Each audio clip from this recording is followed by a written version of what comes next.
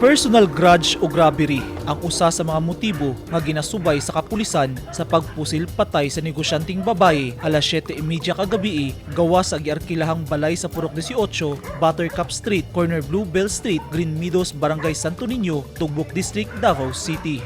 Gilang biktima nga si Yvonette Plaza, 38 anyos, ug base sa iyang passport, residente kini sa Kalamansig, Sultan Kudarat. Sumala sa mga residente, kalit na lang silang nakadungog og buto gawas sa balay sa biktima.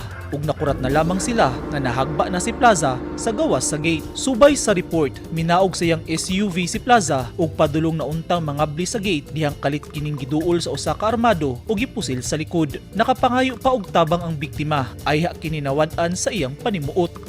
Buto. One loan, mga buto lang. Tapos sabi na mo ligid. Then, nagsininggit siya.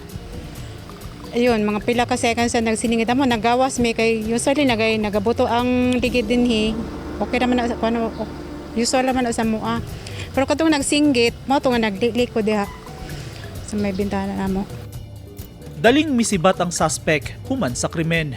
Matud ni Police Major Catherine Dilaray, ang spokesperson sa Davao City Police Office, nakahiagum og usa ka samad pinusilan sa lawas ang biktima ug nawala usab ang dala niining bagog cellphone. Sa PS9 Tugbok Police Station, first kaning personal grudge basig sa business niya o katong nay nakita sa iyahang post nga kantong gikulata kuno siya, pero for verification patong siyang post sa FB tungod kay sa post baya sa FB pwede man gud na siya i-hack or kanang lahi nag-create sa account niya ang picture pwede ra pud i-photoshop, so gina-verify pa nato na siya.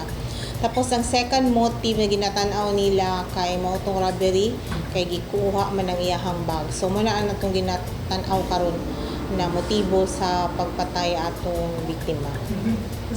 Blanco pa ang kapulisan sa identity sa suspect. Gipalaw man pa sa kapulisan ang investigasyon sa kaso aron mailhandayon ang suspect nga responsable sa pagpusil patay sa babaeng negosyante. Ginasuta pasab ang background sa biktima ug mga negosyo niini. Nangalap na og witness ang kapulisan.